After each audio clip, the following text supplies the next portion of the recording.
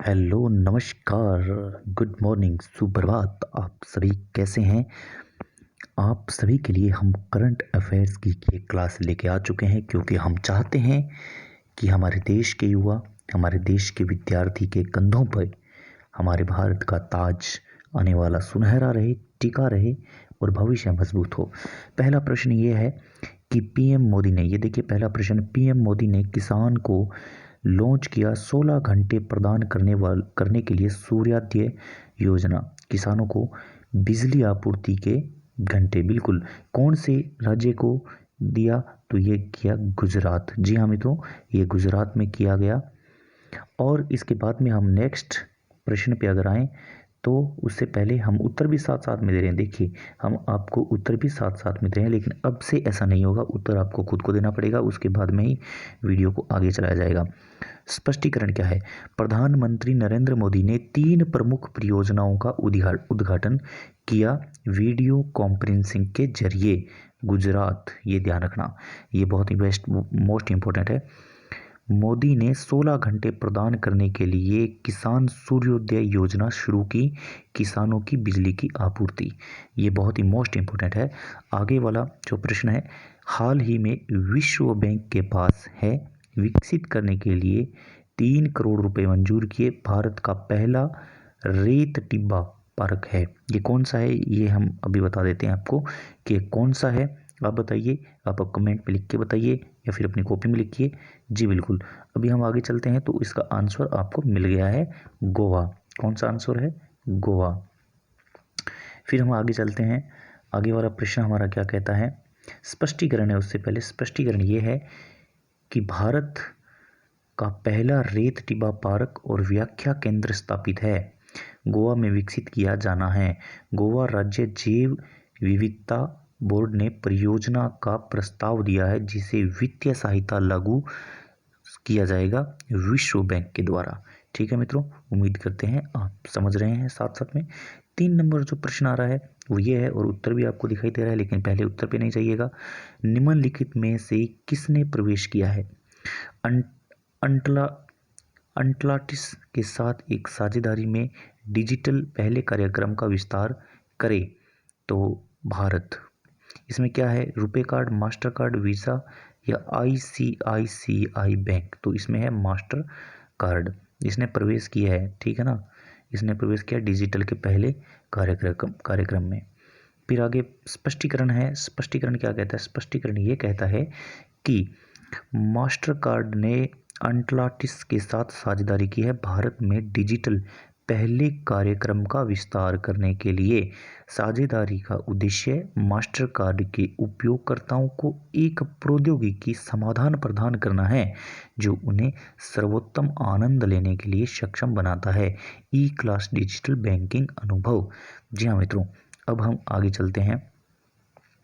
आगे का जो ये प्रश्न है वो ये कहता है कि हाल ही में साद अल हरीरी रहा है कि प्रधानमंत्री के रूप में नाम दिया गया है। हाल ही में साद अल हरीरी रहा है कि प्रधानमंत्री के रूप में नाम दिया गया है।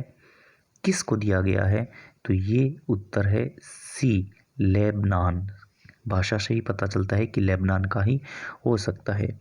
स्पष्टीकरण इसका हम पढ़ेंगे। स्पष्टीकरण ये है कि लेबनान के राष्ट्रपति मिशेल ओन ने सुन्नी मुस्लिम को नामित किया राजनीतिज्ञ साद अल हिररी प्रधानमंत्री के रूप में। हिररी ने अधिकांश सांसदों के समर्थन में जीत हासिल की और ओयून के साथ परामर्श किया। सुन्नी नेता हिररी के पिछली गठबंधन सरकार लगभग शीर्ष पर थी, ठीक 1 साल पहले, जैसा कि विरोध प्रदर्शन ने देश को जकड़ लिया था। आगे हम चलते हैं। 5 नंबर प्रश्न क्या कहता है? 5 नंबर प्रश्न ये कहता है कि निम्नलिखित में से कौन सा सार्वजनिक उपक्रम है भारतीय में प्रथम स्थान पर रहा? फोर्ब्स की दुनिया का सर्वश्रेष्ठ नियोक्ता 2020, भेल, एनटीपीसी लिमिटेड, आईसोसीएल लिमिटेड, कोल इंडिया। तो ये आंसर आपको दिखाई दे रहा है एनटीपीसी लिमिटेड। अब इसका स्पष्टीकरण है। स्पष्टीकरण क्या कहता है? National thermal power corporation limited यानी कि एनटीपीसी ने भारतीय की सूची में शीर्ष पर छापा है। आगे कहते हैं कि फोर्ब्स द्वारा प्रकाशित विश्व के सर्वश्रेष्ठ नियोक्ता 2020 के तहत सार्वजनिक उपक्रम मान्यता, ये देखिए यहाँ पे पढ़िए आप, मान्यता एनटीपीसी द्वारा कक्षा में सर्वश्रेष्ठ योगदान देने के प्रति प्रतिबद्धता की गवाही है। ऐसी प्रथाएं जो सोच समझकर बनाई गई और मजबूती से निष्पादित किया गया। आगे का जो प्रश्न है वो ये कहता है कि सतर्कता जागरूकता सप्ताह है हर साल मनाया जाता है, कब मनाया जाता है?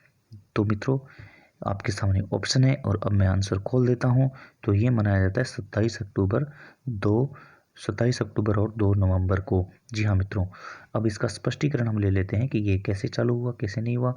स्पष्टीकरण ये कहता है, जी हाँ मित्रों, स्पष्टीकरण ये कहता है, एक मिनट माफ़ कीजिएगा जी, स्पष्टीकरण ये कहता है कि सतर्कता जागरूकता सप्ताह 27 अक्टूबर 2020 2 नवंबर 2020 के बीच में आयोजित किया जाना है। जनता में प्रोबिटी और अखंडता को बढ़ावा देने के प्रति प्रतिबद्धता की पुष्टि करने के लिए सप्ताह मनाया जाता है। नागरिक भागीदारी के माध्यम से जीवन। जी मित्रों, आगे जो प्रश्न है वो ये कहता है, 7 नंबर प्रश्न ये है कि निम्न में से किस देश में है हाल ही में नो मास्क का आदेश दिया नहीं सेवा की नीति?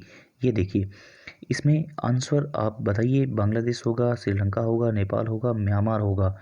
जी बिल्कुल बताइए। और अब मैं ये आपके सामने आपका उत्तर खोल रहा हूँ। तो ये उत्तर होगा ए, यानी कि बांग्लादेश।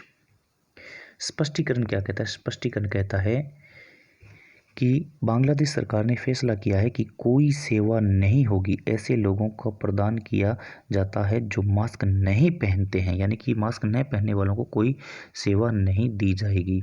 प्रधानमंत्री शेख हसीना की अध्यक्षता में कैबिनेट की बैठक में तय किया गया कि किसी को भी बिना मास्क के कार्यालय में प्रवेश की अनुमति नहीं दी जाएगी, है ना।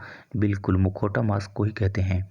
आगे हम आते हैं 8 नंबर में। 8 नंबर प्रश्न क्या कहता है कि निम्नलिखित में से किस देश में यूएई बहरीन को पहचानने में शामिल हुए इजराइल? अब इसका आंसर क्या है? उत्तर आपको सामने नज़र आ रहा है, यानी कि सूडान। अब क्या कहता है स्पष्टीकरण, थोड़ा सा स्पष्टीकरण पे नज़र डाल लेते हैं। स्पष्टीकरण बहुत लंबा चौड़ा है। स्पष्टीकरण ये कहता है कि राष्ट्रपति डोनाल्ड ट्रंप ने घोषणा की, ये देखिए घोषणा की कि सूडान शुरू होगा इजराइल के साथ संबंधों को सामान्य करने के लिए यह तीसरा अरब राज्य बना है। जी मित्रों, आगे कहता है कि चुनाव दिवस के लिए यूएस थ्रोबड सौदों के हिस्से के रूप में ऐसा करने के लिए घोषणा उत्तरी अफ्रीका राष्ट्र के बाद हुई।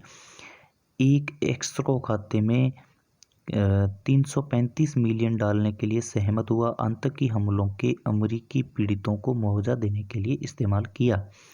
ट्रंप ने कहा कि कम से कम 5 अन्य देश इसमें आना चाहते हैं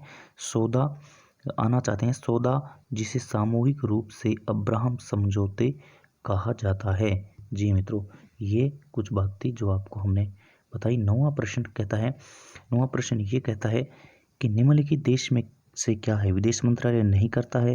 हांगकांग बीएनओ को पहचाने वैध यात्रा के रूप में पासपोर्ट दस्तावेजों। तो इसका उत्तर चीन ही है।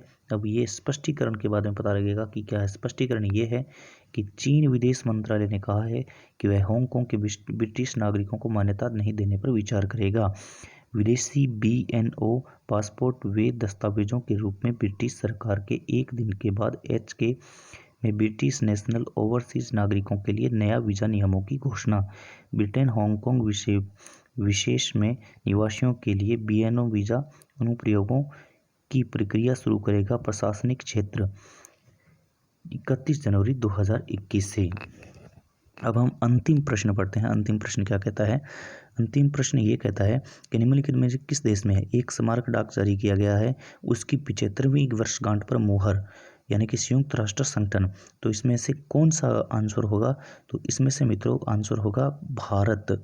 कौन सा आंसर होगा इसमें? भारत। जी हाँ, भारत होगा इसमें से। स्पष्टीकरण हम पढ़ लेते हैं। स्पष्टीकरण ये है कि डाक विभाग यानी कि डीओपी संचार मंत्रालय 75 पर एक स्मारक टिकट जारी किया जाएगा। संयुक्त राष्ट्र संगठनों की वर्षगांठ। विदेश मंत्रालय के प्रवक्ता अनुराग श्रीवास्तव ने कहा कि भारत संयुक्त राष्ट्र के विस्तार को सर्वोच्च प्राथमिकता देता है सुरक्षा परिषद, ताकि यह समकालीन वस्तुओं को प्रतिबिंबित कर सके। ठीक है ना, विश्व प्रतिबिंबित करे। अगर आपको हमारा चैनल अच्छा लगता है तो आप इसको सब्सक्राइब कीजिए और सब्सक्राइब करके लाइक करना न भूलें और शेयर करना बिल्कुल न भूलें। नमस्कार मित्रों, जय हिंद, जय भारत, वंदे मातरम।